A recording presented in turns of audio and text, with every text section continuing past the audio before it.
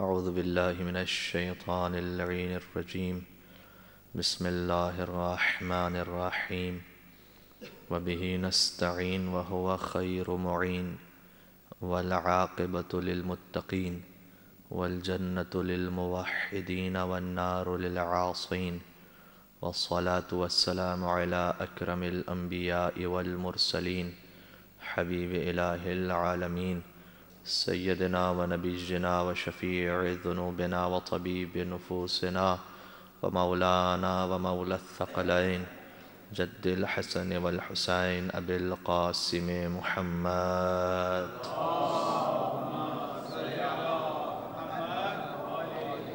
صلى الله عليه وعلى آله الطيبين الطاهرين المعصومين المظلومين المنتجبين المنتخبين الميامين سيما بقية الله في الأرضين روحي وأرواح العالمين لتراب مقدمه الفداء واللعنة الدائمة على أعدائهم ومنكر فضائلهم وغاصب حقوقهم من الأزل إلى قيام يوم الدين. دعاء امام زمانہ عجل اللہ تعالی فرجہ الشریف. بسم اللہ الرحمن الرحیم. اللہم کل ولیک حجت ابن الحسن صلواتک علیہ وعلی آبائه في هذه الساعة وفي كل الساعة وليا وحافظا وقائدا وناصرا ودليلا وعينا حتى تسكنه أرضك طوعا وتمتعه فيها طويلا. صلوات على محمد وآله. أما بعد فقد قال الله الحكيم في كتابه المجيد بسم الله الرحمن الرحيم. والضحى والليل إذا سجى ما ودعك ربك وما قلى وللآخرة خير لك من الأولى ولسوف يعطيك ربك فترضى. صلوات على محمد وآل محمد.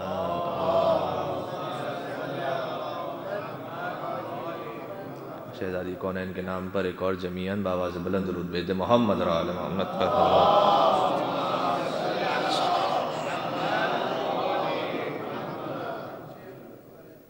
علیکم السلام. خداوند متعال کا شکر احسان ہے کہ مسلسل اس نے شہزادی کونین کا ذکر کرنے کی اور سننے کی ہمیں توفیق عطا فرمائی. فرض ادا پر آپ مسلسل آتے رہے. 2-3 مجالس کا سلسلہ اور ہے، اور چونکہ آج شام شہادت ہے، گویا شام غریبہ ہے، مدینہ کی شام غریبہ، تو آج کی رات سے جو مخصوص واقعات ہیں وہ بھی ہمیں عرض کرنا ہے. چونکہ دوپہر کی مجلس میں اور کل شب شہادت کی مجلس میں ہم نے بعد وفات رسول جو کچھ ہوا اس میں سے کچھ گزارش کیا تھا. آج کی رات ایک مخصوص رات ہے، اور شہزادی کی شہادت کے بعد جو آج رات واقعات پیش آئے اسے بھی تھوڑا انشاءاللہ گزارش کریں گے.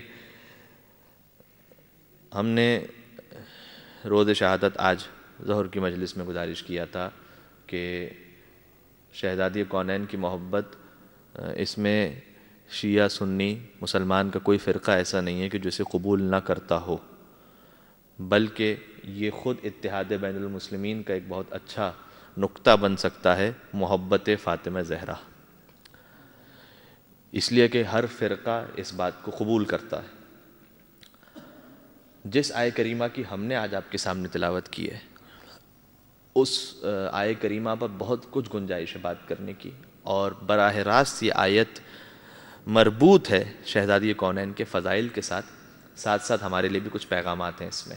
سورہ مبارکہ والضحیٰ قرآن کریم کا 93 نمبر کا سورہ ہے، 93، اس کی ابتدائی آیات ہیں جس میں اللہ نے قسم کے ساتھ آغاز کیا ہے کہ فرمایا والضحیٰ، دن کے اس وقت کی قسم کہ جب سورج طلوع ہو چکا ہوتا ہے اور آہستہ آہستہ ظہر کا وقت قریب آنے والا ہوتا ہے، اللہ نے کہا اس وقت کی قسم، واللیل اذا سجا، اور رات میں اس وقت کی قسم کہ جب رات کا اندھیرا ہر چیز کو چھپا لے، ما ودعک ربک وما قلی، اے حبیب پروردگار نہ آپ کو بھولا ہے نہ اس نے آپ کو تنہا چھوڑا ہے۔ اس آیہ کریمہ کے بارے میں خاص ما ودعک ربک وما قلی، جب سرکار خانہ کعبہ میں عبادت کیا کرتے تھے ہجرت سے قبل، اور وہاں بت رکھے ہوئے تھے مشرکین مکہ کے، تو ایک دن یہ منصوبہ بنایا گیا کہ خود خانہ خدا کے طواف کے دوران جب حضور طواف کیا کرتے تھے سرکار کو شہید کر دیا جائے، لہٰذا مختلف قبائل نے مل کر 3 یا بسا اوقات بعض روایات میں ہے کہ 4 افراد نے مل کر یہ فیصلہ کیا کہ ہم ایک ساتھ حملہ کریں گے اور محمد مصطفیٰ کو شہید کر دیا جائے گا۔ ہجرت سے قبل کی بات ہے یہ، کہ جب حضور طواف فرما رہے تھے اور یہ سب کے سب آگے بڑھے مختلف سمتوں سے حضور کے قتل کے منصوبے کو ذہن میں رکھتے ہوئے، اس وقت یہ آیہ کریمہ نازل ہوئی۔ اور ذرا سا اگر آپ غور فرما سکیں، دیکھیں ایک اس طرف سے آ رہا تھا، کوئی اس طرف سے آ رہا تھا، کوئی سامنے سے آ رہا تھا، یہاں تک کہ جیسے ہی حضور کے قریب پہنچے تو پھر کوئی دائیں طرف مڑ گیا، کوئی بائیں طرف مڑ گیا، کوئی پھر پلٹ کر پیچھے چلا گیا۔ اور اس کی وجہ یہ تھی کہ جب سرکار ختمی مرتبت نے مڑ کر دیکھا تو پیچھے سے حضرت ابو طالب علیہ السلام تشریف لا رہے تھے، اور اس وقت یہ اللہم صلی علی محمد، اور اس وقت یہ آیہ کریمہ نازل ہوئی کہ ما ودعک ربک وما قلی، اے حبیب آپ فکر نہ کیجئے، نہ آپ کا رب آپ کو بھولا ہے نہ کبھی آپ کو تنہا چھوڑا ہے۔ صلوات بر محمد و آل محمد۔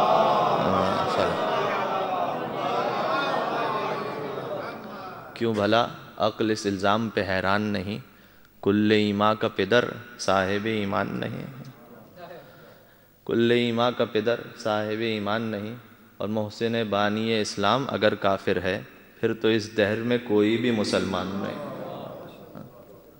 تو اس حضرت ابو طالب اسلام تشریف لائے، یہ آیت اس وقت نازل ہوئی تھی، ما ودعک ربک وما قلی وللآخرۃ خیر لک من الاولی، اور اے حبیب دنیا سے بہت بڑھ کر ہے آپ کے لیے آخرت، وَلَسَوْفَ يُعْطِيكَ رَبُّكَ فَتَرْضَى، یہ آیہ کریمہ اس پہ بات کرنا چاہ رہا ہوں۔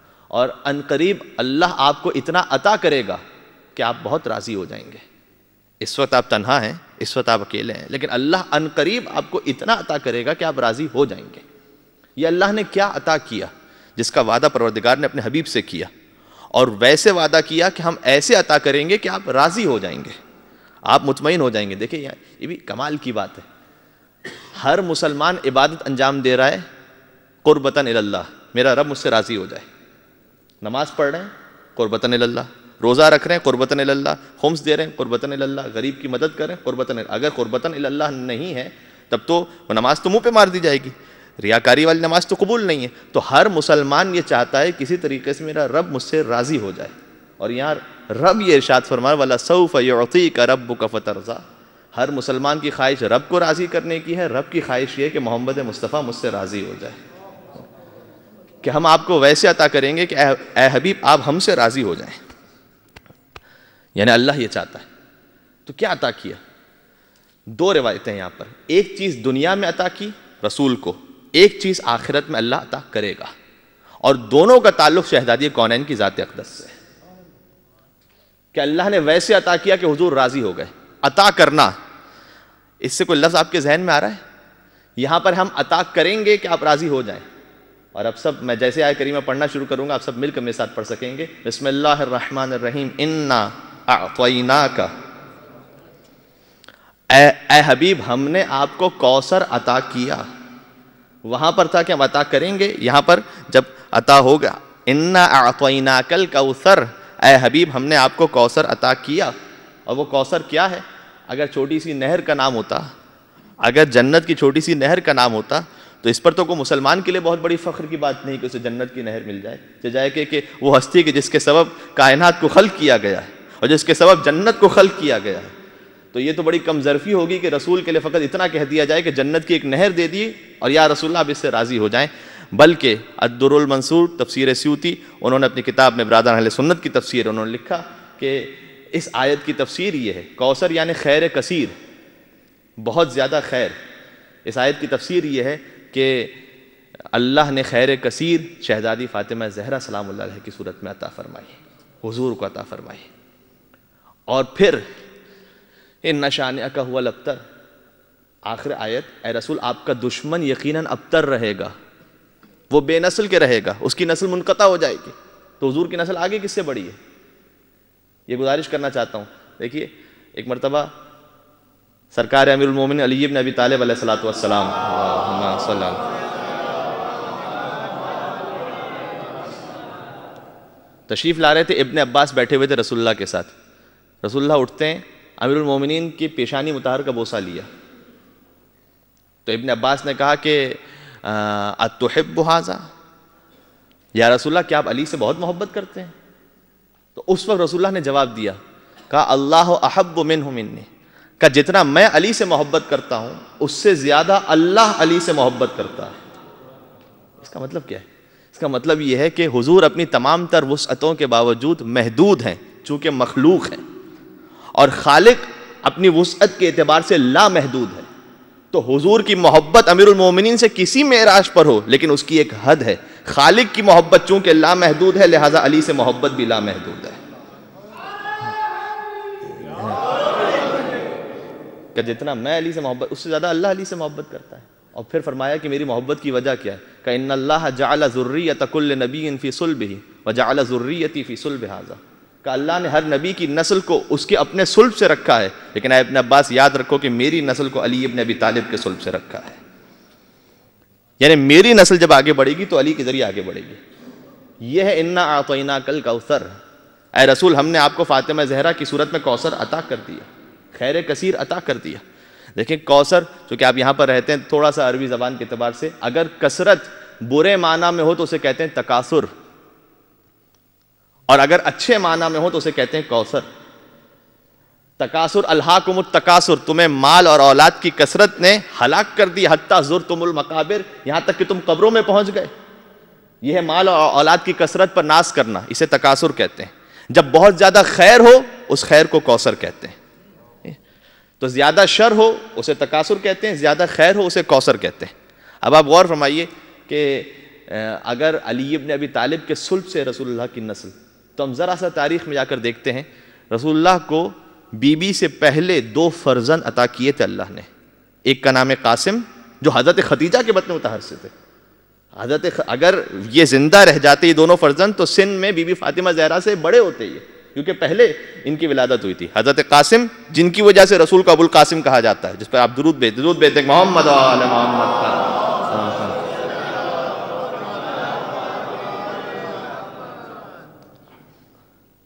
ایک کا نام تھا قاسم.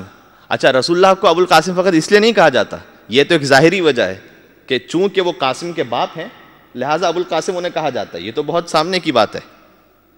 لیکن روایت ہے 8ویں امام کے ایک صحابی ہیں عبداللہ ابن سنان، کہتے ہیں کہ میں مولا کے پاس پہنچا اور میں نے مولا سے سوال کیا کہ آپ سے ایک بات پوچھنا چاہتا ہوں کہ لماذا کنی رسول اللہ ابو القاسم، کہ رسول اللہ کو ابو القاسم کہتے کیوں ہیں؟ تو امام نے جواب دیا کہ ان کے ایک فرزند تھے جن کا نام قاسم تھا لہذا انہیں ابو القاسم کہتے ہیں. تو یہ صحابی بیان کرتے ہیں میں نے مولا سے کہا مولا یہ تو مجھے بھی معلوم ہے، حل ترانی اہلا للزیادہ، کیا مجھے اس سے زیادہ کا آپ اہل سمجھتے ہیں کہ کوئی اور وجہ بھی بیان کریں کہ رسول اللہ کو ابو القاسم کیوں کہتے ہیں؟ وہ اس سے زیادہ کیا وجہ ہوگی؟ سمپل سی وجہ ہے کہ ان کے فرزند قاسم ہے، رسول ابو القاسم ہے. لیکن وہ اصحاب ہوتے تھے نا، وہ معرفت چاہتے تھے، وہ اس سے بڑھ کر چاہتے تھے، ظاہر پہ فقط نہیں اور ہمیں عطا ہو. تو اے مولا کیا آپ ہمیں اور بتا سکتے ہیں؟ امام نے کہا کہ ہاں تو اس بات کا اہل ہے کہ میں تجھے کچھ اور بیان کروں. اور اس کے بعد امام نے کہا کہ کیا تو نے رسول اللہ کی حدیث سنی ہے کہ یا علی انت قسیم الجنت والنار، علی تو جنت و جہنم کو تقسیم کرنے والا ہے، کیا یہ سنا ہے؟ کہا کہ ہاں میں نے سنا ہے. کہا کہ یہ تو نے سنا ہے کہ حضور نے ارشاد فرمایا انا و علی ابوا ہذہ الامہ، میں اور علی اس امت کے باپ ہیں؟ کہا یہ بھی میں نے سنا ہے. کہ باپ کا مطلب کیا ہے؟ ظاہر ہے کہ جسمانی طور پر تو باپ نہیں ہے چونکہ استاد کا مقام باپ جیسا ہوتا ہے، لہذا محمد اور علی اس پوری امت کے استاد ہیں، لہذا باپ کا درجہ رکھتے ہیں. کہا یہ بھی میری بات سمجھ میں آ گئی مولا، لیکن اس کا ابو القاسم سے کیا تعلق؟ تو مولا نے جواب دیا کہ یہ بتا کہ علی تو ساری امت کے استاد ہیں، علی کے استاد کون ہیں؟ کہ رسول اللہ ہیں. علی خود ارشاد فرمایا انا عبد من عبید محمد، میں تو محمد کے غلاموں میں سے غلام ہوں. تو محمد رسول اللہ تو علی کے بھی استاد ہیں، لہذا علی کے بھی روحانی باپ ہیں. یہ سمجھ گیا؟ اس نے کہا کہ ہاں، رسول استاد یعنی باپ کی جگہ، علی شاگرد یعنی فرزند کی جگہ. کہا جب اتنا تو نے سمجھ لیا تو یہ بتا کہ علی جنت و جہنم کو تقسیم کرنے والے ہیں، تقسیم کرنے والے کو عربی میں کیا کہا جاتا ہے؟ اللہ اکبر، کاش میری بات پہنچ سکے. کہا قاسم، جو جنت جہنم کو تقسیم کرے اس کا لقب ہے قاسم، یعنی علی کا لقب ہے قاسم. جب علی کا لقب قاسم ہے اور حضور علی کے باپ ہیں تو علی قاسم ہیں اور محمد مصطفیٰ ابو القاسم. صلوات بر محمد و آل محمد.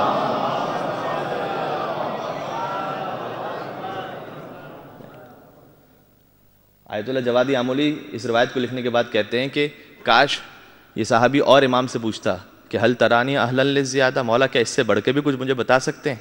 تو مولا ابو القاسم کی کوئی اور وجہ بھی بیان کرتے، لیکن وہ رک گیا، اس نے آگے نہیں پوچھا تو بھی مولا نے بیان بھی نہیں کیا آگے. تو ایک تو رسول اللہ کے فرزند قاسم، اور ایک اور فرزند تھے جن کا نام تھا طاہر. یہ دونوں حضرت خدیجہ کو عطا کیے گئے.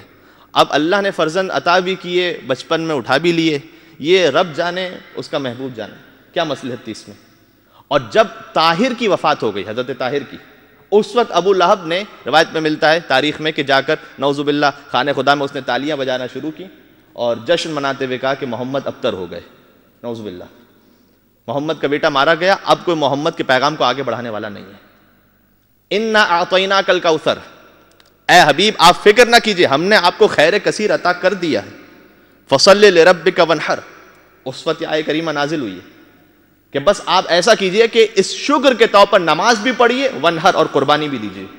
ان شانئک هو الابتر، یقیناً جو کہہ رہا ہے آپ کا دشمن بے اولاد رہے گا.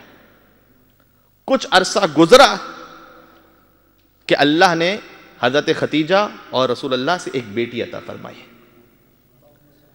اچھا یہاں پر مجھے رکنا نہیں، مجھے آگے جانا ہے ذرا سا.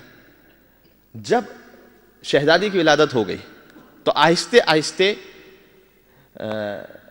رسول کے گھر میں پروان چڑھتی رہیں، یہاں تک کہ ایک منزل وہ آئی کہ حضور نے ازدواج کیا اپنی بیٹی کا امیر المومنین کے ساتھ.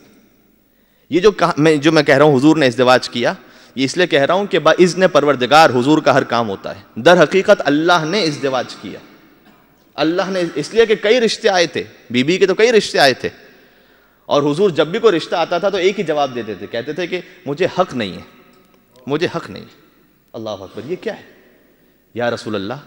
یہ تعجب کی بات نہیں ہے. آپ کو سورج پلٹانے کا حق ہے، آپ کو چاند ٹکڑے کرنے کا حق ہے، آپ کو ستارہ اتارنے کا حق ہے، آپ کو اپنے ہاتھوں پر سنگریزوں سے تسبیح پڑھوانے کا حق ہے، اور آپ کہہ رہے ہیں بیٹی کی شادی کا حق نہیں ہے؟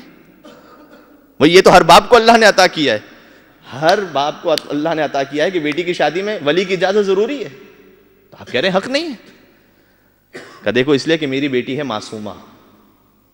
اگر عام مسلمان ہوتی تو مسلمان کی شادی مسلمان سے ہو جاتی ہے، باپ کو حق ہوتا ہے، لیکن حضور دوسروں کو مسلمان تو بنا سکتے ہیں، معصوم نہیں بنا سکتے ہیں. معصومہ کی شادی تو معصوم ہی سے ہو سکتی ہے، معصوم حضور نہیں بناتے، معصوم اللہ بناتا ہے.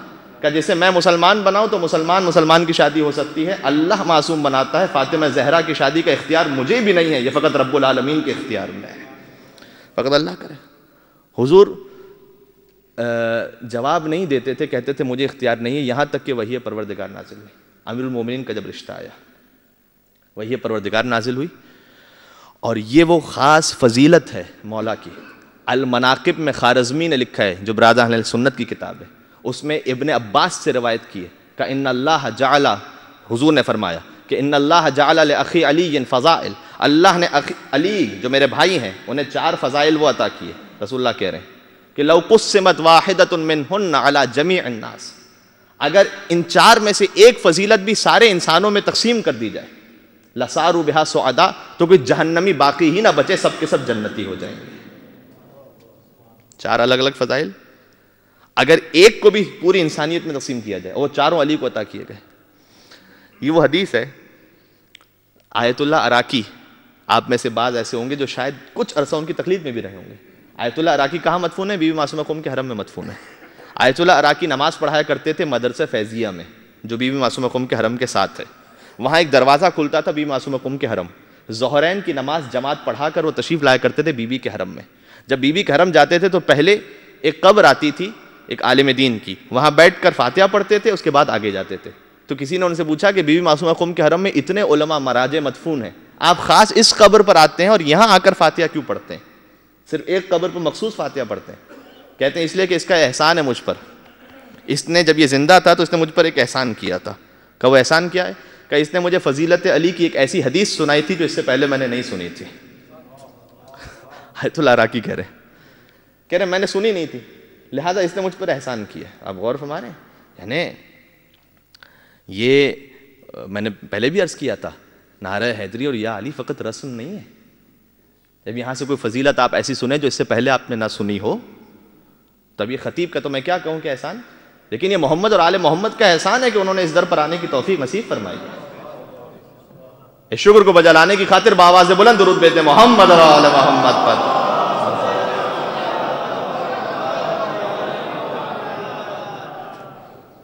یہ کوئی چھوٹا مقام نہیں ہے کہ چاہے فقط میں خطیب کی بات نہیں کر رہا. ایک شاعر جناب مرحوم پروفیسر سبط جعفر صاحب کو یاد کرتے ہوئے یہ حدیث آپ کو سناتا ہوں. حدیث میں امام نے فرمایا من قال فینا بیت شعر بن اللہ لہ بیتا فی الجنہ. عجیب حدیث ہے یہ. فرمایا دیکھیں بیت اردو زبان میں بھی کہتے ہیں، بیت کسے کہتے ہیں؟ گھر کو بھی کہتے ہیں. اور ایک اور بیت شاعری میں استعمال ہوتا ہے. صحیح؟ اچھا عربی میں بیت کہتے ہیں دو مصروں کو، اسے بیت کہتے ہیں. اردو میں بیت کسے کہتے ہیں؟ مسدس میں آخری دو مصرے جن تک بات نہیں پہنچ سکی انہیں. مثلا جناب محسن نقوی مرحوم صاحب کا ایک مسدس شب ہجرت کے موقع پر انہوں نے لکھا تھا، شب ہجرت کا واقعہ لکھتے ہوئے کہ یہ نام محبت کو ڈبویا نہیں کرتے، ہو جان کا خطرہ تو یہ رویا نہیں کرتے. جناب امیر المومنین کے لیے کہہ رہے ہیں. اور یہ نام محبت کو ڈبویا نہیں کرتے، ہو جان کا خطرہ تو یہ رویا نہیں کرتے. بے ذکر خدا رات یہ کھویا نہیں کرتے، اور بستر نہ ہو احمد کا تو سویا نہیں کرتے. اللہ اکبر. اب جو آئے گا یہ بیت ہے. یہاں تک مکمل ہو گیا. اب جو آئے گا یہ بیت ہے. بستر نہ ہو احمد کا تو سویا نہیں کرتے، ہر فہم سے بالا ہے یہ حق کا ولی ہے، سوئے تو محمد ہے جاگے تو علی ہے. صلوات بر محمد و آل محمد.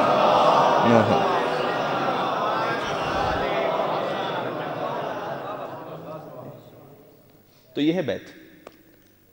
عربی زبان میں بیت کسے کہتے ہیں؟ مسدس میں نہیں، فقط دو مصروں تب بھی اسے بیت کہتے ہیں. اور بیت گھر کو بھی کہتے ہیں، بیت اللہ اللہ کا گھر. ٹھیک ہے. امام نے ارشاد فرمایا من قال فینا بیت شعر، جو ہماری خاطر شعر کا ایک بیت کہتا ہے، بن اللہ لہ بیتا فی الجنہ، تو اللہ جنت میں اس کے لیے بیت بنا دیتا ہے. جو ہماری خاطر ایک بیت کا ایک بیت. بہت مناسب ہوا کہ اس اعتبار سے ذکر بھی آ گیا مرحوم کو یاد کرتے ہوئے. حسن بیت کہنا اچھا کوئی کہہ نہیں سکتا، اس میں صلاحیت نہیں ہے کہ وہ شعر لکھ سکے. کہ مولانا میں فقط پڑھ سکتا ہوں، پڑھنے کا کیا ثواب ہے؟ پڑھنے کا ثواب گزارش کر دوں. حسن عجیب حدیث ہے، چھٹے امام سے حدیث ہے. امام فرماتے ہیں، کہتے ہیں کہ من انشد فینا شعرا، جو ہماری خاطر مرثیے کا ایک شعر کہے، فَأَبْقَى 50 اور 50 لوگوں کو رلا دے، فَلَهُ الْجَنَّةُ، میں جعفر صادق اس کی جنت کی ضمانت لیتا ہوں. میں کہتا ہوں اللہ اکبر.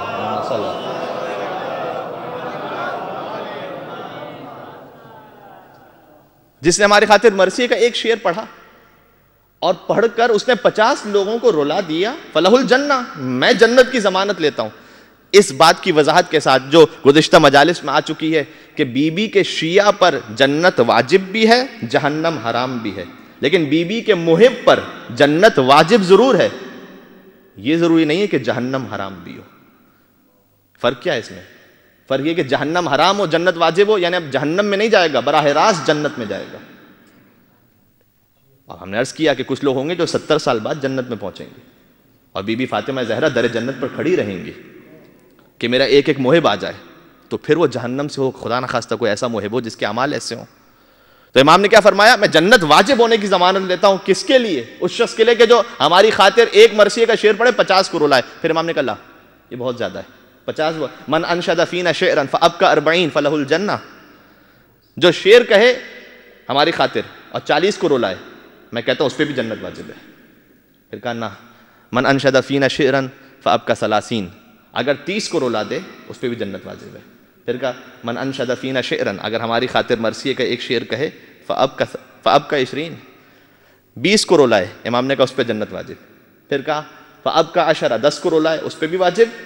پھر آگے فرمایا من انشد فینا شعرا، جو ہماری خاطر شعر کہے، نہ 50 کو رولائے، نہ 40 کو رولائے، نہ 30 کو رولائے، نہ 20 کو رولائے، نہ 10 کو رولائے، فابکى واحدا، اس کے مرثیہ پڑھنے کی وجہ سے ایک انسان رو جائے، ایک انسان، فلہ الجنہ، میں ضمانت دیتا ہوں جنت واجب ہے۔ پھر امام نے کہا اللہ اکبر، اللہ اکبر، ذکر شہزادی کونین کا یہ مقام ہے۔ پھر امام نے کہا نہیں، یہ بھی بہت ہے، من انشد فینا شعرا، جو ہماری خاطر مرثیے کا ایک شعر کہے، نہ یعنی 50 کو رولائے، نہ 40، نہ 30، نہ 20، نہ 10، نہ 1، فبکا، خود ہی رو جائے، بس خود رو جائے، فلہ الجنہ، اس پہ بھی جنت واجب ہے۔ پھر امام نے کہا یہ بھی بہت ہے، مولا اب کیا، اب تو خود رو گیا، اب اس سے زیادہ کیا ہو سکتا ہے، مطلب اس سے کمی کیا گنجائش ہے؟ امام نے کہا کہ نہ کسی اور کو رولائے، نہ خود رو سکے، من انشد فینا شعرا، جو ہماری خاطر مرثیے کا ایک شعر کہے، فتباکا، نہ رو سکے نہ رلا سکے، رونے جیسی شکل بنا لے، فلہ الجنہ، میں جعفر صادق اس کے لیے بھی ضمانت لیتا ہوں جنت واجب ہو چکی ہے۔ اللہ اکبر، بابا سے بلند حق یہ، بابا سے بلند درود بھیجے محمد اور آل محمد۔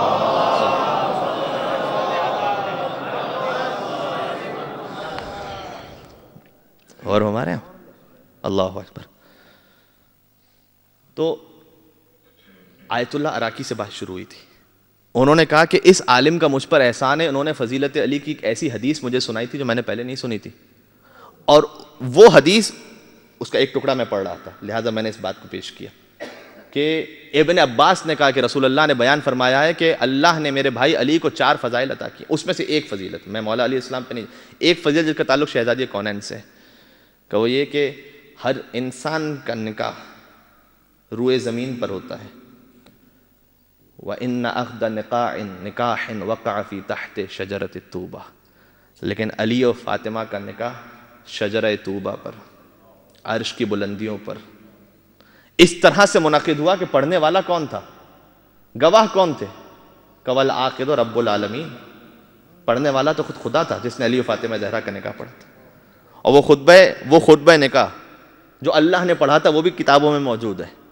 پروردگار نے ایسے تھوڑی پڑھا انکا تو موکلتی موکلک علی المہر المعین المعلوم، کہ میں اپنے ایک وکیل کا نکاح جو سامنے والے اس کے وکیل کے موکل سے کرتا ہوں، اور سامنے والے نے کہا قبلت النکاح، اللہ تو ایک ہی ہے، اس نے کس طرح سے پڑھا، ہذہ امتی فاطمہ، یہ میری کنیز فاطمہ ہے، اللہ اکبر، وہذا عبدی علی، اور یہ میرا بندہ علی ہے، یہاں سے خطبہ نکاح آغاز ہوتا ہے جو اللہ نے پڑھا، امیر المومنین اور سید النساء العالمین کا اللہ نے نکاح پڑھا، اور جب نکاح ہو گیا، اور گواہ کون ہے، گواہ وہ نہیں جو ہمارے یہاں نکاح فارم پہ سائن کرنے والے گواہ ہوتے ہیں، نہیں، والشاہد ملائکۃ المقربین، ملائکہ مقربین اس نکاح کے گواہ تھے، اور جب یہ نکاح ہو گیا اس کے بعد پروردگار نے حکم دیا کہ اے حبیب زمین پر اسی عمل کو دوبارہ انجام دو، لہذا اللہ نے وہاں پڑھا تھا، یہاں حبیب خدا نے پڑھا زمین پر، اور جب زمین پر نکاح ہو گیا تو اس کے بعد اللہ نے شہزادی کونین کو پہلے فرزند مولا حسن علیہ السلام عطا کی، اور پھر مولا حسین علیہ السلام۔ اب ان کی زندگی گزر رہی آگے، میں کہاں سے بات گزارش کر رہا تھا، رسول اللہ کی نسل آگے کس سے بڑی ہے، بی بی کی نسل پاک سے، یہ فقط خطابت نہیں ہے، اس لیے کہ جب 9 ہجری، وہ سال آگیا 9 ہجری، اور 12واں مہینہ آخری تاریخیں تھی کہ عیسائی آتے ہیں مباہلے کے لیے، اور جب مباہلے کے لیے پہنچے تو آیہ کریمہ نازل ہوتی فمن حاجک فیہ من بعد ما جاءک من العلم فقل تعالوا ندعو ابناءنا وابناءکم ونساءنا ونساءکم وانفسنا وانفسکم ثم نبتہل فنجعل لعنۃ اللہ علی الکاذبین. مشہور آیت ہے. وہ عیسائی کیوں آئے تھے؟ وہ عیسائی اس لیے آئے تھے کہ اپنی قوم کو یہ کہہ کر آئے تھے کہ ایک نیا نبی آیا ہے، ہم اس سے جا کر بحث کر کے آتے ہیں دیکھنے کے لیے کہ وہ سچا نبی ہے یا نعوذ باللہ جھوٹا نبی ہے. اور دل میں ان کے کیا خیال تھا؟ دل میں خیال یہ تھا کہ ہماری حکومت چلی جائے گی اگر ہم نے اسے سچا نبی مان لیا تھا. ابو جہل کیا نہیں جانتا تھا کہ سرکار ختمی مرتضی سچے نبی ہیں؟ وہ بھی جانتا تھا، ابو لہب بھی جانتا تھا، یہ عیسائی بھی جانتے تھے، جو علماء آئے تھے جانتے تھے. یہ کہہ رہے تھے کہ ہم آئیں گے 3 دن تک ویسے ہی اوٹ پٹانگ باتیں کریں گے، اس کے بعد اپنی قوم کو جا کر کہیں گے کہ نہیں ہمیں مطمئن نہیں کر سکے، یہ سچا نبی نہیں ہے. پلاننگ یہ لے کر آئے تھے. 3 دن تک بحث کرتے رہے، گرچہ کہ پہلے ہی دن شکست ہو چکی تھی، پہلے ہی دن شکست ہو چکی تھی. اس لیے کہ جب انہوں نے یہ کہا کہ جناب عیسیٰ اللہ کے بیٹے اس لیے ہیں کہ عیسیٰ بغیر باپ کے پیدا کیے گئے، تو آیہ کریمہ یہ جو مباہلہ کی آیت ہے اس سے پہلے کی آیت ہے کہ ان مثل عیسیٰ عند اللہ کمثل آدم خلقہ من تراب، کہ اللہ کے نزدیک عیسیٰ کی مثال ویسی ہی ہے جیسے آدم کی مثال تھی، اور اللہ نے آدم کو مٹی سے خلق کیا تھا. تو اللہ کے لیے جب اس بات کی گنجائش ہے کہ بغیر ماں اور بغیر باپ کے کسی کو خلق کر سکے، تو اللہ کے لیے کیا مشکل ہے کہ بغیر باپ کے عیسیٰ کو خلق کر سکے. تو بات تو ختم ہو گئی تھی، پہلے دن بات ختم ہو گئی تھی. نہیں جناب ہماری سمجھ میں نہیں آ رہا، مولویوں نے کہا ہماری سمجھ میں نہیں آ رہا. دوسرے دن پھر آئے ویسے ہی باتیں کرتے ہوئے، اور تیسرے دن جب اٹھ کے جانے لگے تو قرآن نے انہیں جکڑ لیا، قرآن نے روک لیا انہیں. اچھا یہ بالکل ویسی ہی بات ہے، ظاہر ہے کہ اہل بیت اطہار کے گھر کی مثال کہیں اور نہیں ملے گی، ملے گی تو فقط اس گھر میں ملے گی. کہ مولا رضا علیہ السلام کا وہ مناظرہ جو مشہور مامون کے دربار میں کیا گیا تھا، بالکل سیم یہی بات تھی، بالکل سیم. کہ مولا رضا علیہ السلام نے بھی اس وقت سرکار ختمی مرتبت نے جو مباہلہ کیا تھا، مولا رضا نے مناظرہ کیا تھا. اور ساتھ میں ایک شباہت وہ بھی ہے، میں پیش کرنا چاہتا ہوں اسے، کہ جب مولا رضا تشریف لائے تھے مدینہ سے خراسان، اور اس وقت بیٹھے تھے تخت پر آ کے بیٹھے تھے مولا مناظرہ کرنے کی خاطر. کیوں؟ اس لیے کہ عیسائی آیا تھا خراسان میں، اور اس عیسائی نے آ کر مامون الرشید کے دربار میں جو 200 مولوی ہوا کرتے تھے انہیں آ کر چیلنج کیا تھا کہ میں تم سے ایک سوال کر رہا ہوں، اگر اس سوال کا جواب دے دو تو مسلمان ہو جاؤں گا، اور اگر نہ دے سکو تو تم سب کے سب عیسائی ہو جاؤ. پھر وہ سوال کیا تھا؟ سوال یہ تھا کہ بھائی یہ بتاؤ کہ تمہارے محمد زندہ ہیں یا انتقال فرما گئے؟ بھائی انتقال فرما گئے. کہ لیکن ہمارے عیسیٰ زندہ ہیں. تو انہیں مانے کہ جو زندہ ہوں یا انہیں مانے ان کا انتقال ہو گیا ہو؟ کہ اچھا یہ بتاؤ کہ یہ پہلا سوال بظاہر ایک لاجیکل سوال ہے. دوسرا سوال یہ کہ یہ بتاؤ کہ تم کیا ہمارے عیسیٰ کو مانتے ہو؟ کہا کہ ہم کون مسلمان ہیں جو کہ نہیں مانتے؟ کہا کہ ہم عیسیٰ کو مانتے ہیں. کہا لیکن میں آپ کے محمد کو نہیں مانتا. تو پھر اسے مان لیں جسے دونوں مانتے ہوں، جس پر دونوں ایگریڈ ہوں، یا اسے مان لیں جسے ایک مانتا ہو ایک نہ مانتا ہو. اچھا مامون الرشید وہ 200 علماء بیٹھے ہوئے ہیں، انہوں نے صلاح مشورہ کرنے کے بعد کہا کہ اے مامون ہمیں 3 دن کا وقت ہے. اور 3 دن بعد جب دوبارہ محفل لگی، 200 مولوی ایک طرف، ایک عیسائی ایک طرف، مامون الرشید تخت پر، اور ان سے پوچھا کہ تم جواب لے کر آئے ہو؟ کہا کہ ہاں حضور جواب لے کر آئے ہیں. جواب ہمارا یہ کہ یہ شخص مسلمانوں کو گمراہ کر رہا ہے لہذا واجب القتل ہے. جا کے دیکھیے تاریخ میں، اسے فوراً قتل کر دیا جائے. اور یہ سمجھ میں آ گیا کہ اگر دلیل کے مقابلے میں جواب نہ مل سکے تو قتل کر دینا یہ پرانی ہی سنت چلی آ رہی ہے. دلیل جواب نہ ہو سکے قتل کر دو، یہ تو پرانا معاملہ ہے. مامون نے جو کچھ کہا وہ میں ممبر سے کہہ نہیں سکتا. ان 200 کو جن القابات سے نوازا، کہا تم میرے دربار میں بیٹھ کے کیا خالی روٹی پانی کھانے کے لائے ہو؟ اچھا پھر مامون کو فکر یہ نہیں تھی کہ لوگ عیسائی ہو جائیں گے اگر یہ دلیل پھیل جائے تو لوگ ڈاؤٹ میں آ جائیں گے. اسے فکر اس بات کی تھی کہ میں خلیفۃ المسلمین ہوں، اور اگر لوگ مسلمان ہی نہ رہے تو خلیفہ کہاں سے رہے گا کوئی. فکر مند تھا کہ اس کے وزیر نے آ کر کہا کہ حضور آپ فکر نہ کیجئے، اس لیے کہ ابھی محمد کا ایک وارث مدینہ میں زندہ ہے، انہیں بلائیے. لہٰذا مامون نے خط لکھا اور امام کو بلایا. اس خاطر امام آئے تھے. اور پھر پورا سفر کہ امام گزرے کن کن مقامات سے، اور نیشاپور سے گزرے، اور کون سا واقعہ پیش آیا وہ سب پیش نہیں کرنا. جب مولا کی شہادت کی مجلس یا ولادت کی محفل ہوتی ہے آپ سنتے رہتے ہیں. جب مولا تشریف لاتے ہیں تو 200 علماء ایک طرف تھے، وہ عیسائی ایک طرف تھا، مامون بیٹھا ہوا تھا. مامون نے امام کو بالکل اپنے ساتھ بٹھایا اور اس عیسائی سے کہا کہ اب پوچھ. تو اس نے کہا کہ ان 200 سے پوچھوں؟ مامون نے کہا نہیں، اب ان سے پوچھ. اور امام نے اس کی جانب دیکھا یہ جملہ میں کہنا چاہ رہا تھا. امام نے اس کی جانب دیکھا اور مسکراتے ہوئے کہا سلونی سلونی قبل ان تفقدونی. اللہ اکبر، اللہ اکبر.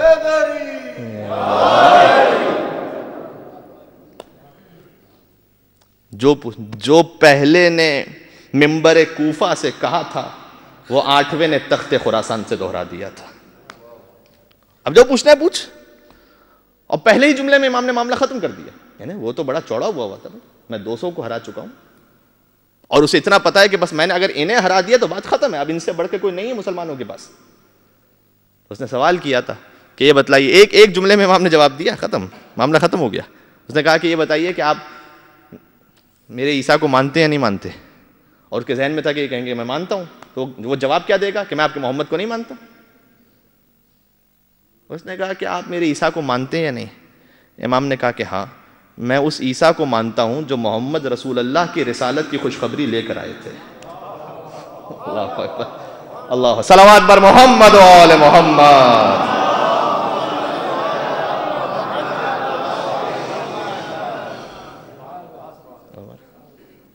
میں تو اس عیسیٰ کو مانتا ہوں، اگر ان کے علاوہ کوئی اور عیسیٰ ہے تو ماننا تو کیا میں انہیں جانتا بھی نہیں. بس بات ختم ہو گئی. تو اب وہ گھٹنے ٹیک کے بیٹھ گیا نیچے، کہا کہ میں نے شکست قبول کر لی. امام نے کہا نہیں، اب مجھے اجازت دے کہ میں بھی تجھ سے ایک سوال کر لوں، میں بھی تجھ سے کچھ پوچھ لوں. کہا یہ بتا کہ کیا عیسیٰ نمازیں نہیں پڑھا کرتے تھے؟ اس نے کہا کیا بات کر دی آپ نے، عیسیٰ کا تو زہد و تقویٰ مشہور ہے، عیسیٰ نے ساری زندگی نماز پڑھی، عبادت کی خاطر شادی نہیں کی تھی. کہا کیا عیسیٰ روزے نہیں رکھتے تھے؟ کہا ساری زندگی روزے رکھے، صائم النہار تھے قائم اللیل تھے، دن میں روزہ رکھتے تھے، رات میں عبادت کرتے تھے.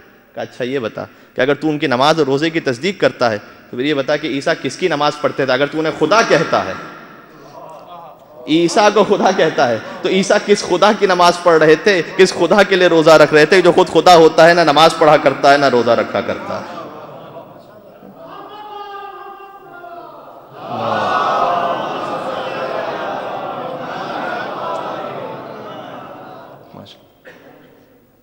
اور اس وقت اس نے وہ کلمہ پڑھا. اب وہ جو 200 مولوی بیٹھے ہوئے تھے انہوں نے کہا پوچھ، اب پوچھ، یہ ہے تاریخ میں. انہوں نے کہا آپ پوچھ لے. تو کہا کہ نہیں میں پوچھوں گا نہیں، اقرار کروں گا کہ اشہد ان لا الہ الا اللہ واشہد ان، غور فرمائیے گا، واشہد ان محمد رسول اللہ واشہد ان ھذا وصی رسول اللہ حق. کہ اللہ کے سوا کوئی معبود نہیں، محمد مصطفیٰ کے سوا اللہ کا رسول آخری رسول، اور ان کے سوا کوئی نہیں ہے، وہ آخری رسول ہے. وَأَشْهَدُ أَنَّ هَذَا وَصِيُّ رَسُولِ اللَّهِ حَقًّا. اس نے تماچا مار دیا گویا مسلمانوں پر، ادھورا کلمہ کیوں پڑھتے ہو، پورا کلمہ پڑھو. جس نے سلونی کہا یہ رسول اللہ کا وصی ہے. یہ تو بالکل یہ مناظرہ میں نے اس لیے گزارش کیا کہ بچوں تک 8ویں امام کا بھی واقعہ پہنچ جائے. یہ مباہلہ سے پہلے رسول اللہ اور نجران کے عیسائیوں کے درمیان ہوا تھا، اور جب یہ ہو گیا وہ شکست کھا گئے. پہلے دن شکست، دوسرے دن شکست، تیسرے دن شکست، جانے لگے. ہماری بات، آپ کی بات ہماری سمجھ میں نہیں آ رہی. تو قرآن نے جکڑ لیا، کہا جا کر رہے ہوں. اگر اتنی ہی کٹ حجتی ہے فمن ہاتھ، جب دلیل آ چکی ہے پھر بھی ہٹ دھرمی ہے، تو اب ایسا کرو کہ اب مناظرے کا موقع نہیں، اب تو مباہلے کا موقع ہے. تو امام رضا علیہ السلام کے سامنے مناظرے کے بعد مان گیا تھا نا، وہ یہ تو مان نہیں رہے. کہا نہیں اب تو مباہلہ ہے، اور مباہلہ میں تم اپنے بیٹوں کو لاؤ، اپنے بیٹوں کو لاتے ہیں، تم اپنے نفسوں کو لاؤ، اپنے نفسوں کو لاتے ہیں، تم اپنی عورتوں کو لاؤ، اپنے عورتوں کو لاتے ہیں. جب اللہ نے کہا کہ اے رسول آپ اپنے بیٹوں کو لے جائیے گا، فرض کیجئے کہ آپ کے پڑوس میں بہت عرصے سے ایک جاننے والا رہتا ہو اور اللہ نے اسے بیٹے عطا کیے ہوں لیکن بیٹوں کا انتقال ہو گیا ہو، اور پھر اگر آپ کے یہاں کوئی خوشی کی محفل ہو تو آپ اسے جا کر دعوت دیں اور دعوت دیتے ہوئے کہیں کہ آپ تشریف لائیے گا، ذرا اپنے بیٹوں کو بھی ساتھ لائیے گا. تو دکھ کی بات ہے یا نہیں؟ دکھ کی بات ہے یا نہیں کہ بھئی آپ جانتے ہیں کہ اس کے بیٹے تھے لیکن مر چکے ہیں، تو اب اس خوشی کے موقع پر بیٹوں کا ذکر کرنے کی ضرورت کیا تھی؟ پروردگار تو نے حضرت قاسم بھی عطا کی، حضرت طاہر بھی عطا کی، لیکن لے لیا تو نے. اب مباہلہ خوشی کا موقع ہے، عید مباہلہ ہے، اس موقع پر تو سرکار سے کیوں کہہ رہا ہے کہ تم اپنے بیٹوں کو لے کے جانا؟ تو اللہ جواب دینا چاہتا ہے کہ میں نے وہ نسبی بیٹے تو لے لیے تھے لیکن وہ حسن اور حسین کی صورت میں بیٹے عطا کیے تھے.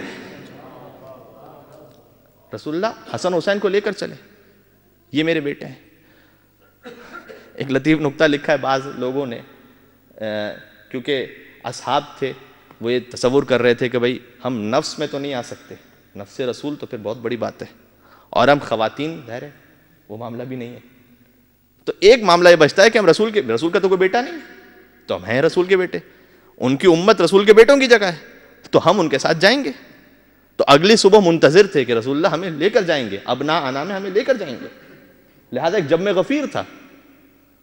اور پھر اگر میں اسے اپنی اردو زبان میں استعمال کرتے ہوئے گزارش کر دوں تو پھر حضور نے ان کی جانب دیکھا اور حسن و حسین کو لیا اور کہا کہ یہ ہے میرے ابنا انا اور تم ابنا انا، ٹھیک ہے، اور رسول حسن حسین کو لے کر چلے۔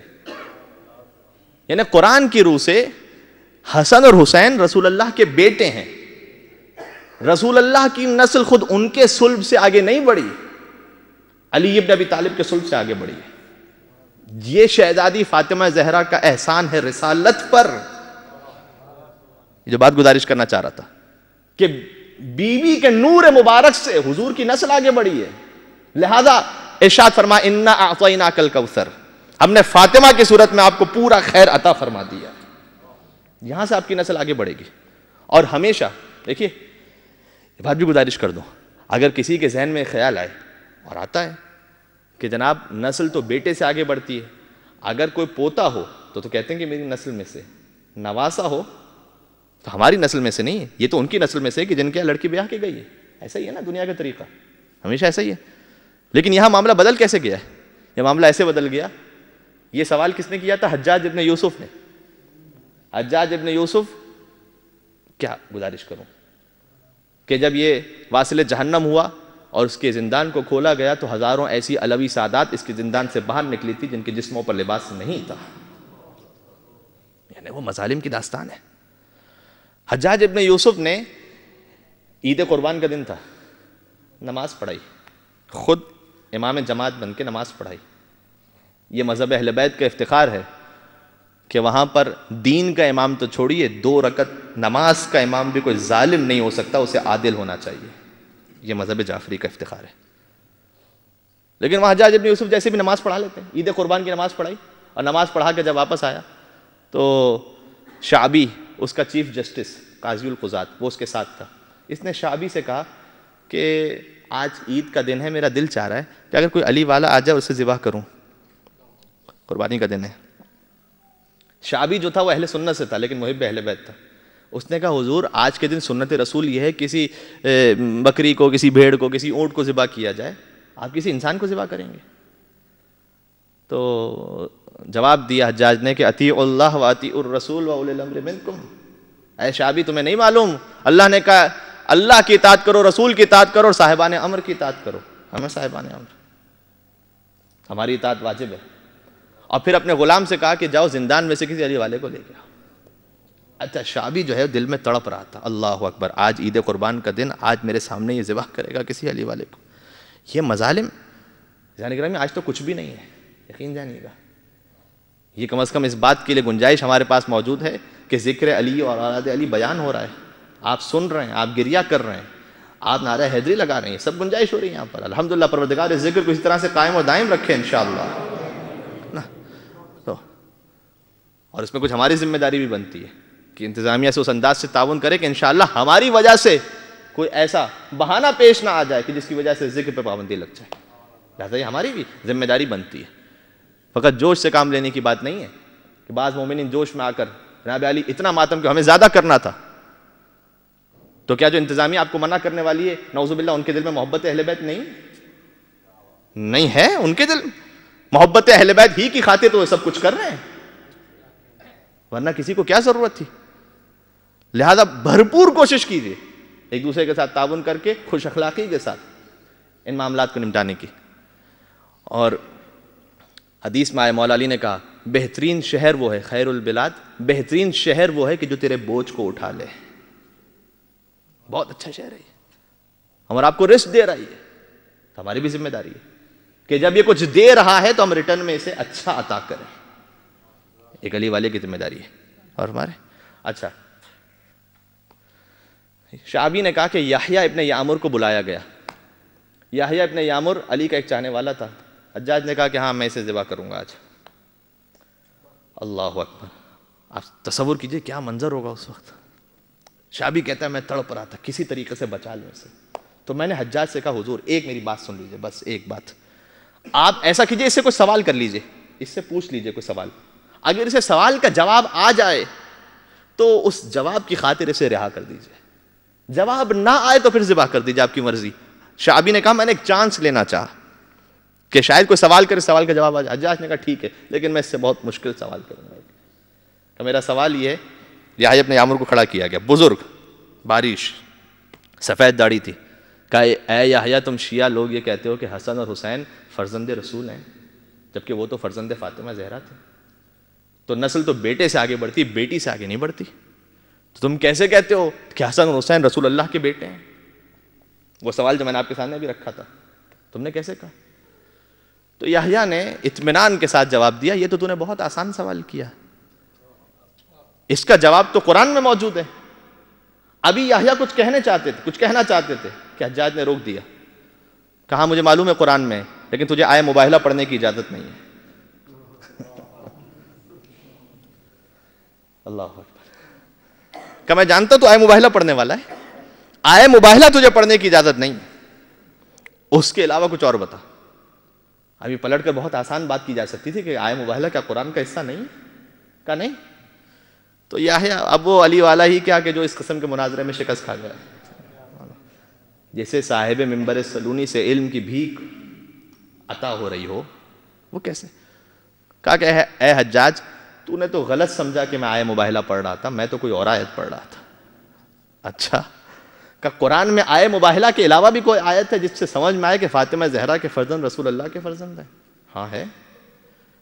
حجاج نے کہا کون سی آیت ہے؟ اچھا, شعبی بھی حافظ قرآن ہے خود, چیف جسٹس ہے, اور حجاج بھی قرآن کو جانتا ہے. یہ میں نے اپنی جانب غلط اشارہ کر دیا, سوری, معذرت چاہتا ہوں حجاج کا نام لے کے. تو یہ سوچ رہے ہیں کہ کون سی آیت ہے قرآن میں. اس نے کہا سورہ مبارکہ انعام تم نے نہیں پڑھا, جس میں اللہ کہتا ہے وَمِن ذُرِّيَّتِهِ داؤد و سلیمان. غور فرمائیے گا, لطف آئے گا آپ کو. وَمِن ذُرِّيَّتِهِ داؤد و سلیمان, ابراہیم کی نسل میں سے تھے داؤد اور سلیمان علیہ السلام. کیا ہے ایسا ہے یا نہیں؟ اس نے کہا. پھر اللہ آگے کہتا ہے وَيُوسُفَ وَأَيُّوبَ وَمُوسَى وَهَارُونَ وَكَذَلِكَ نَجْزِي الْمُحْسِنِينَ. یوسف ابراہیم کی نسل سے, ایوب ابراہیم کی نسل سے, موسیٰ ابراہیم کی نسل سے, ہارون ابراہیم کی نسل سے, وَكَذَلِكَ نَجْزِي الْمُحْسِنِينَ, ہم احسان کرنے والوں کو ویسے ہی جزا دیا کرتے ہیں. اس کے بعد اگلی آیت میں کہا وَزَكَرِيَّا وَيَحْيَا وَعِيسَى وَإِلْيَاسَ. زکریا, یحییٰ, عیسیٰ, الیاس, یہ سب ابراہیم کی نسل سے. وَكُلٌّ مِّنَ الصَّالِحِينَ, یہ سب کے سب ہمارے صالح بندے تھے. کہ آیت ہے قرآن کی یا نہیں؟ کہاں ہے؟ اس سے کہاں ثابت ہوا کہ حسن اور حسین فرزند فاطمہ زہرا ہیں؟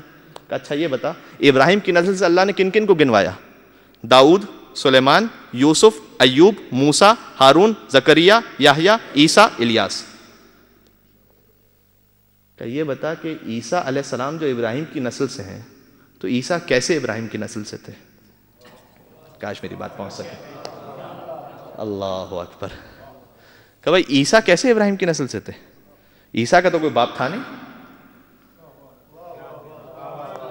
کاش میری بات پہنچ سکے. تو جواب دیا حجاج نے کہ باپ نہیں تھا, لیکن حضرت مریم کے ذریعے سے ابراہیم کی نسل سے تھے. صلوات بر محمد و آل محمد.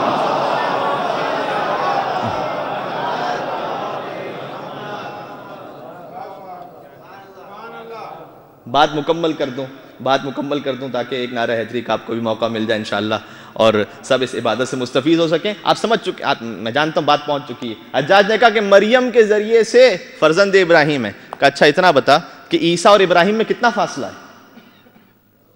کتنا فاصلہ ہے؟ کہا کئی صدیوں کا فاصلہ ہے.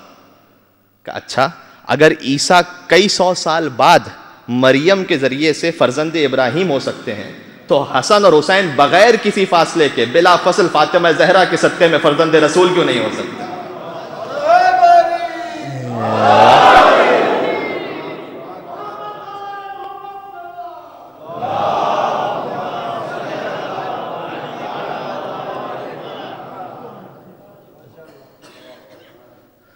شعبی جو ساتھ میں موجود تھا, حافظ قرآن ہے, لیکن کہتا ہے فَكَأَنَّمَا سَمِعْتُ هَذِهِ الْآيَةَ أَوَّلَ مَرَّةٍ, کہ مجھے ایسا محسوس ہوا جیسے زندگی میں پہلی مرتبہ اس آیت کو سن رہا.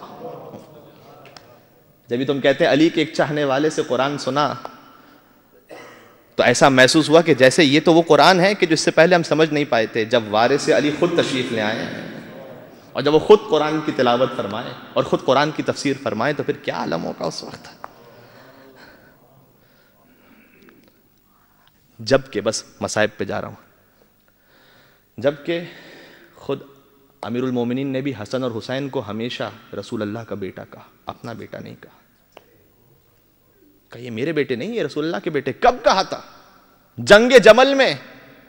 محمد حنفیہ لشکر ہے سامنے بڑا, محمد حنفیہ آگے جاتے ہیں, پھر پیچھے آتے ہیں, پھر حملہ کرتے ہیں. محمد حنفیہ بہت شجاع ہیں, اس کے باوجود حملہ کرتے ہیں, نہیں جرأت کر پا رہے کہ اور مزید اندر جائیں, قلب لشکر تک پہنچے. تو امیر المومنین کا خطبہ ہے نہج البلاغہ میں کہ اے محمد حنفیہ آخر صف تک نگاہ رکھ, تزول الجبال ولا تزل, ایک پہاڑ ہٹ جائے لیکن تو اپنے مقام سے نہ ہٹنا. مولا جنگ کے رموز سکھلا رہے تھے لیکن محمد حنفیہ نہیں بڑھ سکے, پیچھے آ گئے. کہ ایک مرتبہ مولا حسن علیہ السلام کو اشارہ کیا مولا نے, اور مولا حسن علیہ السلام تشریف لے جاتے ہیں اور شجاعت حیدری کا وہ انداز دنیا نے دیکھا کہ لوگ کہتے ہیں نعوذ باللہ من ذالک, حسن مجتبیٰ ان میں شجاعت کی کمی تھی, نعوذ باللہ من ذالک, لہذا صلح کر لی. کیا وہ جنگ جمل کو بھول گئے تھے کہ حسن نے وہ حملہ کیا کہ قلب لشکر پہ پہنچے اور برق رفتاری میں پلک جھپکتے ہوئے میسرہ پہ پہنچے اور کچھ دیر بعد میمنہ پہ پہنچے اور پھر قلب لشکر پہ پہنچے کہ چند لمحوں میں دشمن کا لشکر تہس نہس ہو چکا تھا. اور حسن مجتبیٰ شجاعت کے ساتھ واپس پلٹے. جب واپس پلٹے تو محمد حنفیہ ساتھ میں موجود تھے اور محمد حنفیہ کے چہرے پر کچھ شرمندگی کے آثار تھے کہ میرے بھائی نے وہ کر لیا جو میں نہ کر سکا. کہ ایک مرتبہ علی نے اسے محسوس کیا اور علی آگے بڑھتے محمد حنفیہ کو تسلی دی اور تسلی دے کر کہا کہ اے محمد تو فکر نہ کر, اس لیے کہ مقابلہ دو برابر کی چیزوں کا ہوا کرتا ہے. مقابلہ دو, تو کہاں حسن کہاں. اور پھر مولا نے کیا کہا, تم کیوں برابر نہیں ہو؟ کہ تو برابر نہیں حسن کے, اس لیے کہ تو میرا بیٹا ہے, حسن محمد مصطفیٰ کا بیٹا ہے. اللہ اکبر, حسن ان کا بیٹا. حسن اور حسین فرزند رسول ہیں. یہ فاطمہ زہرا کا احسان ہے نسل رسالت, ان کے صدقے میں آگے بڑھی. اب سوچ رہے ہیں اس بیوی کا مقام کیا ہے. اللہ اکبر. خدا انشاءاللہ ہمیں اس بیوی کی جو محبت ہمیں عطا کی گئی, اس کے حق کو انجام دینے کی توفیق نصیب فرمائے. گزارش کروں گا نوجوان ساتھیوں سے, شہزادی کی محبت یطہرکم تطہیرا کی وارث ہیں وہ. خدا کی قسم اس کے ساتھ گناہ کی نجاست نہیں آ سکتی ہے. محبت فاطمہ زہرا کے ذریعے سے اپنے آپ میں انشاءاللہ وہ قوت ہم سب پیدا کر سکیں. بعض علماء کی دعاؤں میں نے یہ جملہ سنا ہے, یہ دعا کرتے تھے, کہتے تھے پروردگار ہمیں قلب فاطمہ زہرا کو راضی کرنے والوں میں شمار فرما. اللہ, کیونکہ وہ جانتے تھے کہ اگر بیوی کا قلب راضی ہو تو رسول اللہ راضی ہیں, رسول اللہ راضی ہو تو اللہ راضی ہے. پروردگار ہم بہت گناہ گار ہیں. یہ بھی علماء کا جملہ گزارش کر دوں, بس آج وقت مکمل ہونے والا ہے. میں اپنے لے کہوں, اگر کیا یقیناً بہت گناہ گار ہوں, ہم میں سے ہر ایک گناہ گار ہے, کوئی معصوم نہیں ہے ظاہر ہے. اگر کوئی دیکھنا چاہتا ہے کہ ان گناہوں کے باوجود رب کی بارگاہ میں میری کوئی حیثیت یا عزت بچی ہے یا نہیں, یہ میں آیت اللہ فاطمی نیا کا جملہ پڑھ رہا ہوں آپ کے سامنے. اگر کوئی گناہ گار یہ دیکھنا چاہے کہ ان گناہوں کے بعد بھی رب کی بارگاہ میں میری کوئی آبرو ہے یا نہیں, تو آیت اللہ فاطمی نیا نے کہا کہ وہ یہ دیکھے کہ اب تک اس کے دل میں محبت فاطمہ زہرا ہے یا نہیں. اگر یہ محبت اب تک ہے تمہارے دل میں, وہ یہ کہتے ہیں, تو پھر سمجھ جاؤ کہ ان گناہوں کے باوجود اللہ نے تمہیں اپنی بارگاہ سے نہیں نکالا ہے, تم اب تک اللہ کی بارگاہ میں ہو. اس لیے کہ اگر یہ محبت نہ ہوتی, اس کا مطلب یہ تھا کہ خدا نے بارگاہ سے نکال دیا. آپ یہاں تشریف لائے ہیں, یہ در فاطمہ زہرا پر نہیں آئے ہیں, یہ در رب العالمین پہ تشریف لائے ہیں آپ یہاں. تو پروردگار تو نے گناہوں کے باوجود ہمیں رسوا نہیں کیا, ہمیں در فاطمہ زہرا سے دور نہیں کیا تو نے. اے بی بی, آج مدینہ میں شام غریبہ ہے, اور تصور کیجئے اس گھر کا عالم کیا ہو کہ جس کا دروازہ جلا ہوا ہو, جہاں رونے کی اجازت نہ ہو, اور بچوں کے ذہن میں وہ منظر ہو کہ ماں کا پہلو تو شکستہ تھا, اور دفن ایسے کیا جائے کہ رات کی تاریکی ہو. چند افراد ہوں. اللہ اکبر. آج کی رات ہی تو دفن کیا گیا ہے, آج کی رات تو اصل رونے کی رات ہے. میں نے ظہر کی مجلس میں گزارش کیا تھا, کہاں تک کہ علی فاطمہ زہرا کو غسل دیتے ہوئے فریاد کرتے, اے بی بی آپ کے پہلو میں تازیانے کا نشان اب تک موجود ہے. یہ علی نے فریاد کی تھی, اور فریاد کرتے ہوئے علی باہر آئے تھے. زینب نے تسلی دی تھی, جملے دہرا دوں وہیں سے ربط مصائب. تو علی نے کہا تھا کہ اے بیٹی اتنا یاد رکھ, تیری ماں نے فقط ایک تازیانہ کھایا تھا, لیکن تو بنت فاطمہ زہرا ہے, تجھے کربلا سے کوفہ نہ جانے کتنے تازیانے کھانے ہیں, تجھے بہت تازیانے کھانے. لہٰذا شاید یہی وجہ ہوگی کہ جب زینب کبریٰ شام کی قید نبھا کر مدینہ تشریف لائیں تھیں, جب مدینہ پہنچی تھیں, تو دیکھیے اگر بیٹی پہ کوئی مصیبت آتی ہے نا, کوئی ظلم, آپ سب صاحبان اولاد ہیں, خدا آپ کی اولادوں کو سلامت رکھیں انشاءاللہ, کوئی غم عطا نہ فرمائے سوائے غم حسین کے, غم فاطمہ زہرا کے, سوائے غم اولاد فاطمہ زہرا کے کسی کو کوئی غم عطا نہ ہو. آپ سب ظاہر ہے کہ جب صاحبان اولاد ہیں کبھی نہ کبھی زندگی میں منزل آئی ہوگی. اگر بیٹی پہ کوئی مصیبت آ جائے اور بیٹی بہت صابرہ ہو تو وہ کسی سے نہیں کہتی, بسا اوقات تو شوہر سے بھی نہیں کہتی, وہ دل میں رکھ لیتی ہے, کسی کو نہیں کہتی, خود ضبط کرتی رہتی ہے. لیکن آپ نے دیکھا ہے نا, جب بیٹی ماں کے سامنے آ جاتی ہے تو پھر بیٹی سے برداشت نہیں ہو پاتا ہے, پھر جو کچھ دل کا حال ہے وہ ماں سے کہہ دیتی ہے. کربلا سے کوفہ نہ جانے زینب نے کتنے تازیانے کھائے تھے, کوفہ سے شام نہ جانے سکینہ کو کتنے تماچے لگتے ہوئے دیکھا تھا. شام میں غذا اتنی کم تھی کہ بیٹھ کر نماز شب انجام دینا پڑی تھی. نہ جانے راہ میں کتنی مرتبہ بندھے ہاتھوں کے ساتھ زمین پر گری تھی. ہر مصیبت برداشت کی, لیکن کسی سے نہیں کہا, کسی سے کوئی شکوہ نہیں کیا, کوئی بات بیان نہیں کی.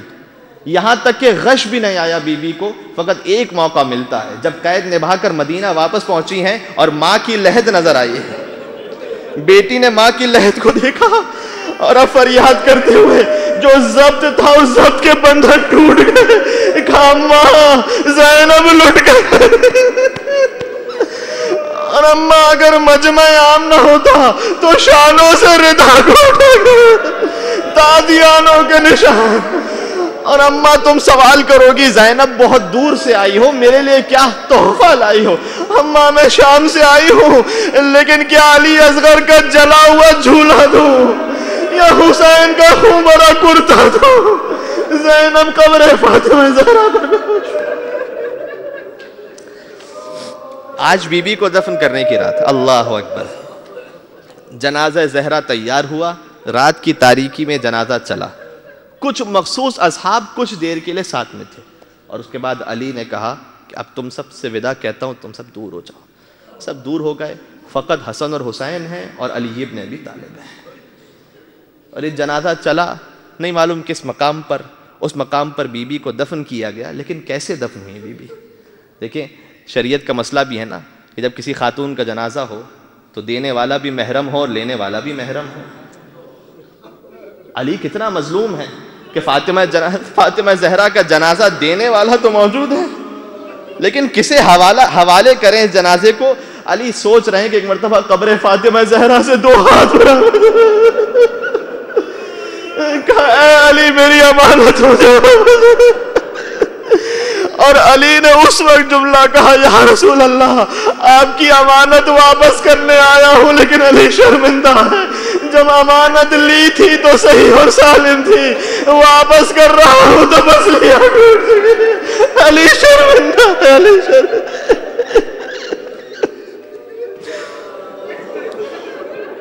فاطمہ زہرا کو دفن کر دی. علی گھر واپس تشریف لاتے ہیں, رات کی تاریخی تھی. جیسے ہی واپس تشریف لائے نا تو بیٹیوں کا تو دل اور تڑپتا ہے نا ماں کے لیے. زینب آگے بڑھی اور کہا کہ بابا بھیا حسن بھیا حسین کتنا خوش قسمت ہے, ماں کی لحد کی زیارت تو کر کے آئے, اور زینب کتنی بدقسمت کہ ماں کی لحد کا دیدار بھی نہ کر سکی. تو بابا مجھے ماں کی لحد پر لے کر چلیں۔ علی نے کہا کہ بیٹی اب فجر کا وقت ہونے والا ہے، لوگ گھروں سے نکلنے والے ہیں، ایسا کر تو دن گزرنے کا انتظار کر، جب دن گزر جائے گا تیرا بابا خود تجھے تیری ماں کی قبر پر لے جائے گا۔ شاید کسی نے کسی چیز کا اتنا انتظار نہ کیا ہوگا جتنا زینب نے کل کے دن گزرنے کا انتظار کیا۔ اچھا اس سے پہلے ایک اور بات گزارش کرتا ہوں، فاطمہ زہرا کو تو نہیں معلوم کہاں دفن کیا گیا، لیکن علماء کرام سے میں نے سنا ہے کہ محسن کو اتنا یقین ہے کہ حجرہ فاطمہ زہرا ہی میں دفن کیا گیا۔ جب مدینہ جائیے نا اور حجرہ فاطمہ زہرا کے سامنے کھڑے ہوں تو کہیے گا کہ بی بی آپ کی لحد تو ہمیں نہیں معلوم، لیکن ہم اتنا جانتے ہیں کہ محسن یہیں پر مرا گیا تھا، آپ کے فرزند محسن یہیں پر ہے۔ زینب کبریٰ تڑپتی رہی، دن گزرتا رہا، یہاں تک کہ مغرب کا وقت آیا۔ کہا بابا چلیں ماں کی لحد پر؟ کہ نہیں زینب، ابھی مغرب کا وقت ہے، کچھ لوگ باہر ہیں، کہیں ایسا نہ ہو کہ کسی کی نگاہ میری بیٹی زینب کے اللہ اکبر سر پر آ جائے۔ بیٹی اور رات گزرنے کا انتظار کر۔ عشاء کا وقت آیا، کہا بابا اب چلیں؟ کہا نہیں، رات کی تاریکی ہے، تیرے سر پر حجاب موجود ہے، میں تیرے ساتھ ہوں، لیکن شاید کوئی یہاں سے گزر جائے اور اس کی نگاہ تجھ پر پڑ جائے۔ آدھی رات کا وقت آیا، جب آدھی رات کا وقت آیا کہا بابا اب چلیں؟ اس وقت علی زینب کبریٰ کو لے کر چلے، کہاں؟ قبر فاطمہ زہرا پر۔ اب بی بی کی لحد پر یہ بیٹی جا رہی ہے، حسن اور حسین ساتھ میں ہیں۔ حسن اور حسین جیسے ہی ساتھ میں تھے نا، ماں کی لحد دور سے نظر آئی، حسن اور حسین آگے بڑھ کر اپنے آپ کو ماں کی لحد پر گرایا اور کہا کہ اماں آج وہ پہلا دن تھا جو ہم نے تیرے بغیر گزارا ہے، آج حسن نے تیرے بغیر کھانا کھایا، اماں آج ہم گھر کی دیواروں کو دیکھتے ہیں، حجرے کو دیکھتے ہیں، اماں آج آپ کی صدا ہمارے کانوں میں گونج رہی ہے۔ قبرستان میں چراغ موجود ہوتے ہیں نا، چراغ مختلف مقامات پر جل رہے ہوتے ہیں۔ زینب نے آگے بڑھنا چاہا، علی نے کہا بیٹا حسن بیٹا حسین، آدھی رات ضرور ہے، قبرستان ضرور ہے، لیکن شاید کوئی بھولا بھٹکا مسافر یہاں سے گزر جائے تو چراغوں کو بجھا دے۔ میں ایک جملہ کہوں گا مولا، بہت آپ نے زینب کا پردہ بچایا، بس یہی زینب تھی۔ دن کا وقت تھا، بازار کوفہ تھا، سر پر چادر نہیں تھی، زینب کو باپ کی غیرت یاد آئی، کہا بابا کل آدھی رات تھی، آج روز روشن ہے، آج دن کا وقت ہے، زینب بے مکنا چادر ہے، بابا میرے پردے کو بچا لو، میرے پردے کو بچا لو۔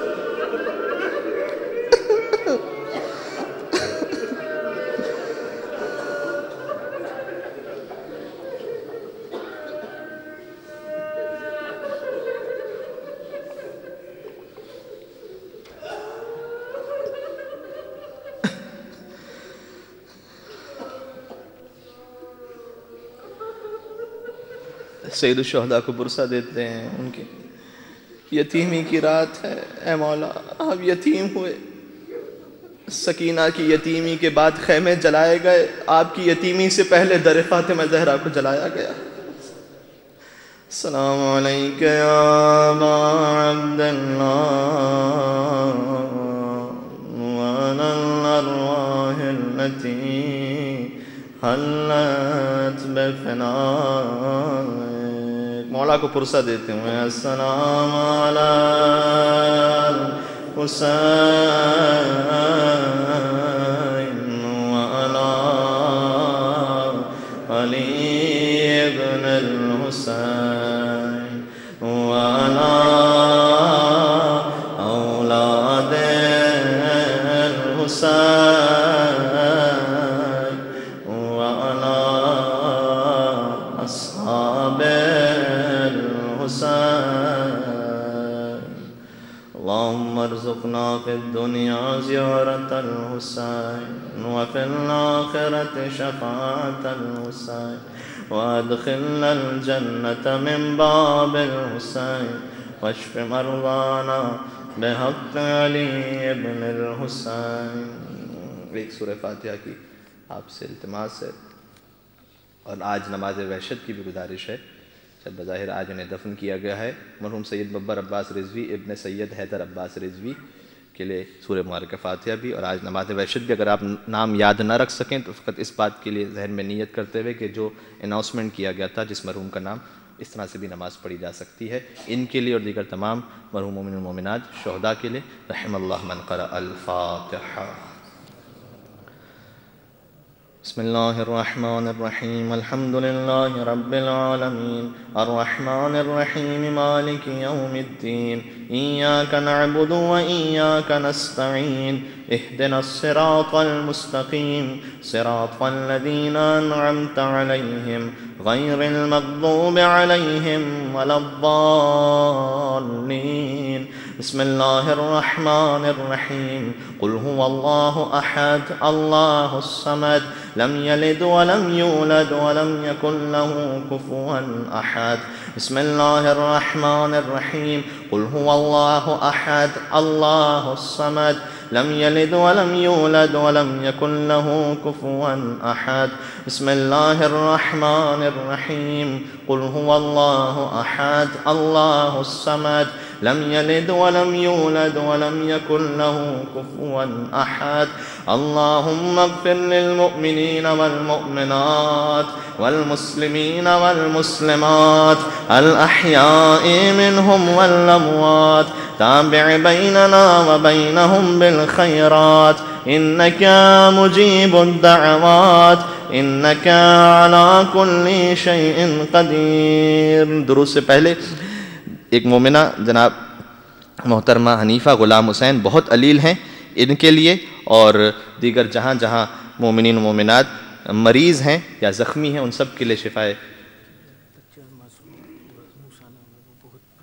ایک بچہ موسیٰ اس کا نام ہے، وہ بھی بہت علیل ہے. ہر مومن مومنہ کے لیے بیمار مدینہ فاطمہ صغریٰ کے صدقے میں، بیمار کربلا مولا سید سجاد علیہ السلام کے صدقے میں شفا کی دعا کرتے ہیں، شفا کاملہ اور عاجلہ انشاءاللہ ان سب کو نصیب ہو سکے.